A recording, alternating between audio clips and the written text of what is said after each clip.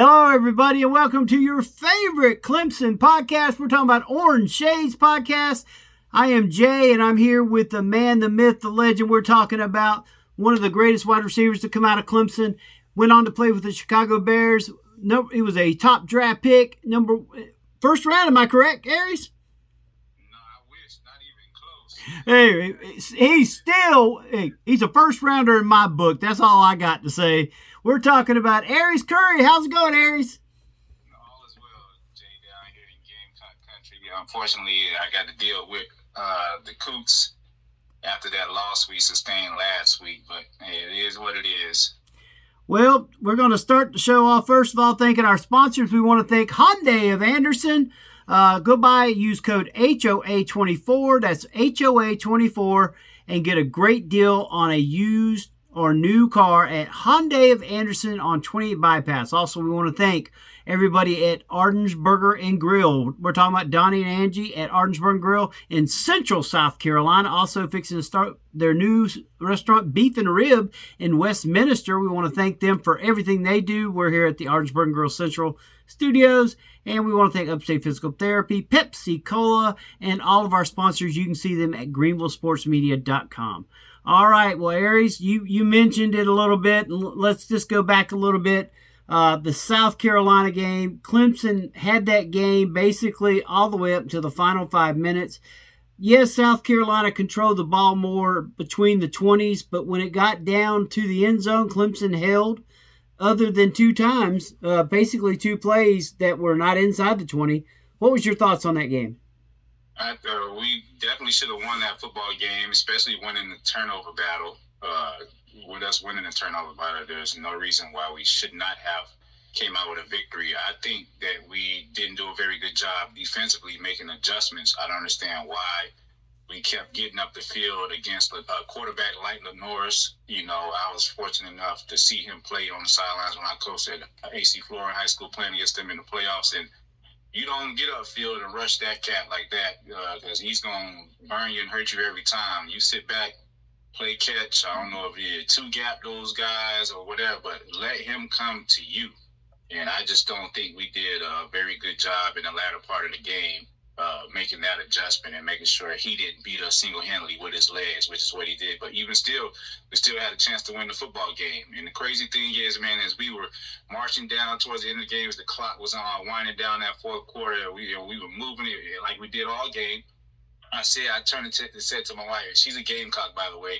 I was like, dang, I hope Kay doesn't throw an interception right here, because I didn't understand why we were being so aggressive throwing the football. All we had to do was hand it off to Maffa and just run the ball. But Kay throws that pass. It's behind Maffa, who's not a receiving back, and deflected off his hands, and there you have it, the game. And now we got to hear that noise, that trash talk from these Gamecocks for the next 364 days. Yeah, with Norris, he had a Heisman Trophy day. You can't take that away from him. He did such a great job as a Clemson fan. You got to give it up to the young man. He really played an awesome game. Clemson actually held him in check a lot. I mean, he did get some good runs on us. Don't get me wrong, but I think Clemson's defense did a decent job. Not a great, but a decent job. But it's like when he would get loose, we didn't know how to tackle. The angles we took were awful. It's like we knew the guy was a juker. He would come in and go back out. And it's like we were just running a straight diagonal thing at him, and he would juke, and it just like our guy just went the other way. Exactly. We just needed a couple stops defensively. Like you said, we held him in check pretty much. I mean, we did what we needed to do in the secondary because there was no way for him to throw him. You can see him clear as day looking downfield trying to throw the ball downfield, but I think our secondary did a very good job covering their receivers and preventing them from being able to throw the ball. So I just would have liked to see us make more so in that fourth quarter, making some adjustments defensively to make sure he didn't beat us with his legs. Because I seen it firsthand-handedly coaching against him in high school. And once that offensive coordinator realized that we couldn't stop him running the ball, man, I think he might have ran 4 or 5 touchdowns on us, JP. Oh, mercy. Well, there you hear it, folks. Same type look, too. Same type look. Somebody who has seen him up close and personal too many times that doesn't want to talk about it. Exactly. All right. Well, now, thanks to a gift given to us by Syracuse, of all teams, the Orangemen give the Orange Tigers the gift of the ACC championship. I remember we were sitting there watching the game. They're like, Miami's up 21-0. I mean, you think this game is like, well, they're win our chance to try to get in. And then out of nowhere, game's over at Clemson. And then you turn on and you go to that and you're like, are you kidding me? Right. Yeah. I was definitely thankful for that gift from Syracuse. Now it just placed us in the opportunity to, once again, control our own destiny. So, the ball is back in our hands now. Exactly. So, folks, we're going to go straight to our opponent this week in the ACC championship game, a team that last year won the American Athletic Conference, the SMU Mustangs. Airese, SMU really didn't have any trouble. Their only loss this year was not against an ACC team. So they came in knowing what they had to do. Listen to everybody say they was going to be fourth. They was going to be fifth. I was looking at some of the predictions. And here they are, number one in the ACC, going against Clemson. And what's your thoughts on this SMU team looking at it from afar? Well, Jay, they're on a heck of a win streak. They haven't lost since that first loss that they sustained against BYU, which is a top team in the nation. And they played in the Big 12. So that's a legitimate loss that they took against a good football team. They're loaded, man, as far as experience goes. That experience that they lack is at the quarterback position with Kevin Jennings, who is possible could be just as well like how Lenore's played us last week. So, they're explosive, just like Coach Sweeney is. They're explosive, they're fast, the precision. They play with a lot of precision. Man, a lot of graduates and seniors on that. So you got a lot of individuals that have played a lot of college football on that roster with a lot of experience that can give us problems. So we're definitely going to have to make sure we show up and come ready to play against these SMU Mustangs come tomorrow night. Sounds like, and this is a team, like we said, last year won the American Athletic Conference, so they've been in championship games. Maybe not the ACC, but, honestly, Airese, we both know that a championship game is a championship game, whether it's been in the American, the SEC, or whatever. It's a whole nother level of football. You don't get there by making mistakes all over the place. Now, I know Clemson fans are going to say, okay, you just said something stupid there. Clemson's made mistakes all year. Folks, everybody's been making mistakes this year. This has been one of the most craziest college football years between Alabama, Georgia, teams losing to teams they should have never happened.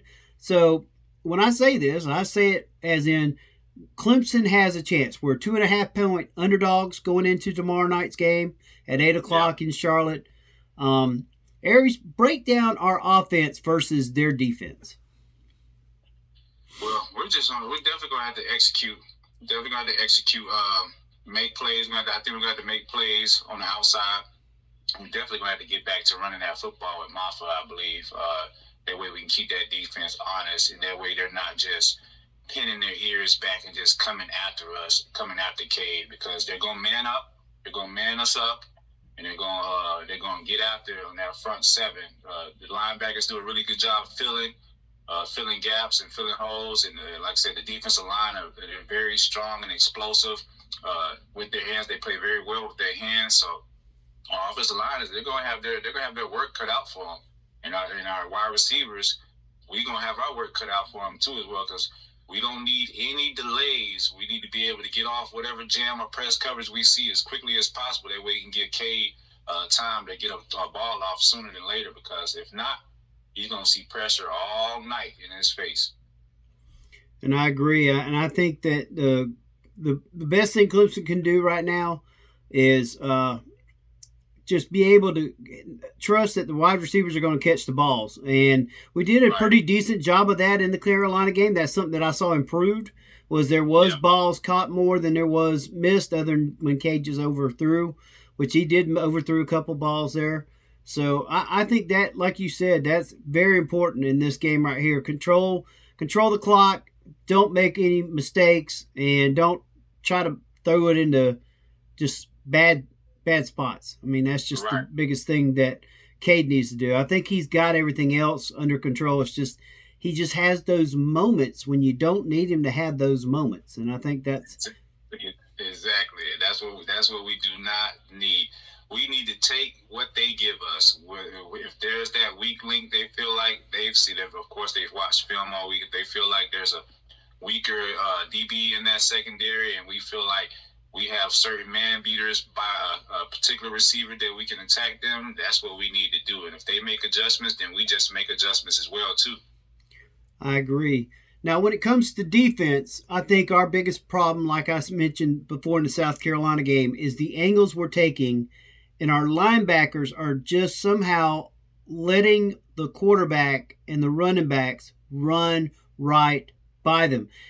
I don't see many hands going out, or technically arms. I mean, we got some guys with some big arms that could, you would think they would at least be able to grip one leg and try to bring them down. I mean, that's one thing that I've seen this year that that didn't see when Skalski and all those guys that, quote, were not great at keeping guys, passing. They weren't great in the passing game, but they could tackle. Now we got guys that can. I think, not to cut you off, Jay, I think those guys, what you have, I think you got guys that are relying more so on their athletic ability as opposed to just working their fundamentals and being fundamentally sound. I'm like, there ain't nothing new under the sun. Like, everything you learn at Pop Warner, at high school, middle school level, it needs to still apply at this level as well, too. I was like, because it's going to take you further than you believe or not. I agree with you wholeheartly. I mean, I had a guy talk to me, but he's like, well, Sammy Brown was named Rookie of the Year and all that. I was like, yeah, but you got to remember, he still missed so many tackles in that game. Now he's a rookie, so I'm not going to throw Sammy Brown on the bus. So Clemson fans, please understand, I'm not trying to throw him on the bus, but at the same time, there was Barrett Carter, him, Woodaz. It's just like the angles of not only them, but some of the cornerbacks. It just seemed like they was going to run one way, knowing that this guy has juked you every single play. That when he got around a certain point, he would stop, and then it's just like it was like ships in the canal. It's like one went one way, one went the other, and it's like. And then I saw guys giving up, and that's the one thing that kind of irritated me. There was 9 plays where if a defensive lineman would have just kept on going, we probably would have got him. But they just, once they got past him, it's like they gave up running. It's like you just don't. I don't know. I didn't see that in the past with certain players, and you see it now, and it's kind of frustrating because you know that these are great players, that they've got the talents to be NFL players. I mean, but you've got to show it, Airese. I saw a post earlier that I posted by, and I know you remember him, Anthony Hardaway. Yep. He's the Congress coach, and he was referring and made mention about the NIL in regards to, it was like he's thankful for the NIL and opportunity for individuals to be able to get money in college. He's like, but the issue you have with that is players don't go as hard as they used to go anymore. Because think about the goal. Think about the goal then before NIL. The goal was to get to the NFL so you can make money. Well, heck, why do I need to have that same goal now when I feel like I can set myself up right now, and possibly fall back on the NFL type deal if I choose to pursue that? Not thinking about the big picture. It was okay, I may get $1 mil, $2 mil here and there while I'm here in college, but that's not going to sustain you, especially depending on the type of lifestyle that you are looking to live. Yeah. So you have guys, what he was making mention of, like guys, starters that you have to bring in at the end and just kind of do a reassessment. And it was like coaching them up each and every week. It was like, hey, I need you to bring this type game. And he's like, even with that being said, you're going to get what you're going to get from them, regardless of how hard you coach them or not. You're gonna get what you're gonna get from them. And he was like, it's frustrating as a coach, as a head coach, and I understand it because you see it at the high school level as well too. Yeah, I mean, you got high school guys that are going into college making more than some of the rookies in the NFL. I mean, right. And that's what Dabo was saying. He's like, I've never been against these young men getting money. They deserve their piece for, everything that, they gave out on the field. And he said, but NIL was supposed to be about jerseys. It was supposed to be about merchandise, allowing them to be able to go out and go to a car lot and be a spokesman, make money off of their abilities. That's what it was supposed to be about. But now it's just like there's so much money everywhere. And these kids, like you said, are not all of them now, folks. We're not talking about all of them. There's young men that are prideful in trying to be the best player on the field. But when you're trying to do that and you got a guy that is making more than you, that's giving you half the effort, that has to be discouraging. Yeah, it is discouraging because as a whole, the scope of things is just the athletes, they don't have the same mentality. They don't have the same mentality. They don't have the same work ethic as athletes prior to them in years past and stuff like that. You just had that hunger and that dog and just wanting to be able to compete regardless of what that man did or what I did the year before, the day before, the week before. Okay, you're the top DB in the country. I see you next week. You're going to have to prove that to me. And, it's just an opportunity for me to be able to get more film and get more eyes on myself as well as bring more attention to my football organization. But I don't think guys take that approach just from coaching them and just one, I know that for a fact that they'd be scared to compete. Yeah. I blame that on you got so much access, video cameras and stuff like that. People, they scared to be embarrassed.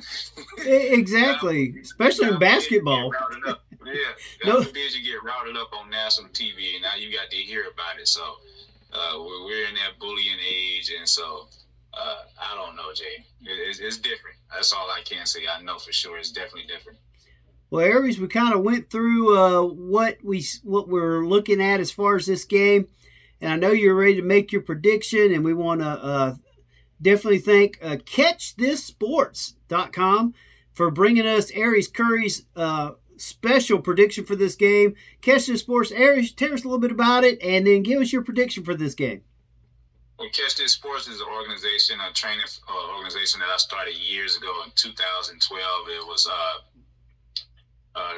something I desired to do, life after sports. I had a memoir that I wrote a couple of years ago, and that's what that stemmed from, is as far as being able to just remain a part of the game. So I wanted to still be able to impart into the youth and teens and young adults that desire to go on to play at the next level, whether that be middle school, high school, college, pro, and just giving them my all. So that was something I started years ago where I train athletes, all athletes, male and female. If you want to get faster, quicker, stronger, whatever it may be, it just, even just picking my brain, just mentorship off of that as well, speaking engagement. So I do a number of things with that.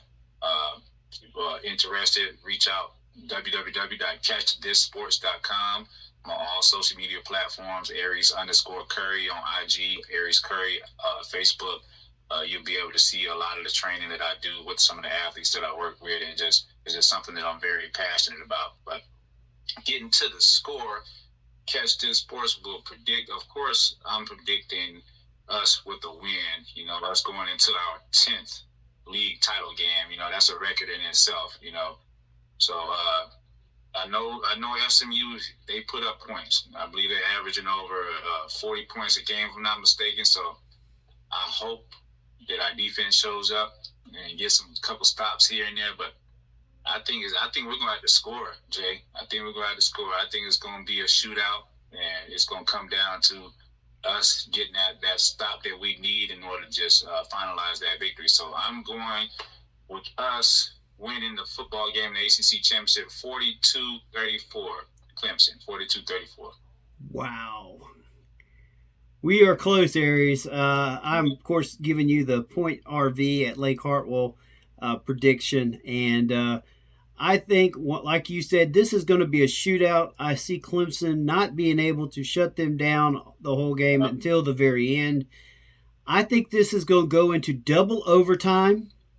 I'm predicting 45-42, and that's my prediction. Clemson gets a field goal in double overtime to win the game, and come out of there and go to the college football playoff with SMU, in which I actually think Miami needs to go to because of their schedule, their where they stand. Yeah. I think they made a good run. They made a real good run. There's no way they'll give us 3 out of the ACC in the college playoffs, though. I don't see that happening. 2 for sure, but 3, yeah, that'll be a stretch. If they do, I'll be thoroughly surprised. Hey, I think there should be 3, and that way the SEC will cry enough about it that will be a 42-team playoff, more than likely, or 16 or whatever. They'll try to find any way they can to make sure there's 5 or 6 SEC teams in there, but I think that Miami deserves it. Yeah, they lost the last 2 games of their season. Well, actually, 2 of the last 3 of their games. But I think Miami, based on what they finished the year with just 2 losses, I really think that an 11-2 deserves to be in the playoffs more than a 3-win team. Now, Clemson, yes, I know, or excuse me, 3-loss team. I know Clemson's 3-loss, but they if they win the ACC, they're going to be in regardless. So looking at all the other teams, I'm not trying to say Alabama's worse than Miami, but you're supposed to go on the committee has made it clear it's based on what you've done, and Alabama's lost to teams they shouldn't have lost to, and Miami lost to a Syracuse team that's ranked now, and they also lost to a Georgia Tech team that knocked down Florida State at the first of the year before everybody thought Florida State was, the best team in the ACC. So, it is what it is, and I want chaos. That's what I want. Yeah. I want because I would love to see the ACC get 3 teams in there. Because the Big Ten, they're going to get Penn State, Ohio State, and Indiana probably, more than likely. Even though, just depending on what happens in the title game. But it's going to be a very interesting year, or end of the year, I should say, how this all plays out this coming weekend. I'm looking forward to it. I'm going to be glued to the TV watching football after training all day tomorrow. Now, I got a question. I know I'm kind of throwing this out there at you at last second because I didn't warn you. What's up? Who do you have in your Final Four in the college football playoff? I know there's things that's got to, we got to get through but if you had to just, at this second, make a prediction of who you would see in the Final Four in the CFP, who would it be? Now we're going to do another show before the Clemson Bowl game, depending on if it's playoffs or not. So what's your thoughts? That's a good one. You put me on the spot right there. I'm going right off the top of my head with this one because I haven't put much thought into this, but two teams I know that stick out for sure in my head: Ohio State, Texas. Let's see, and this is where it kind of gets kind of foggy for me. Oh yeah, hey, you're good. I would like to say Oregon, but Oregon, they just based off years past, they just fall off once they get into it. It's like once they come down south or see some of those guys from the SEC, there's no matchup really. So I'm gonna go ahead and put them in there as well. Oregon is my third. Then I would love to say my Tigers, but I don't know, man. I don't know. So I'm gonna go with this. This is a bold one. I'm gonna say Alabama if they allow Alabama to get in there. Okay. Just based on the experience, I'm gonna say Bama. Well, like I said, there's a lot of things that's got to happen this weekend first, and I'm not holding you to it. It's just last second kind of. Well, who do you think? Give me Oregon. I got Oregon in there. I've got, unfortunately, Ohio State in there. I've got Clemson in there.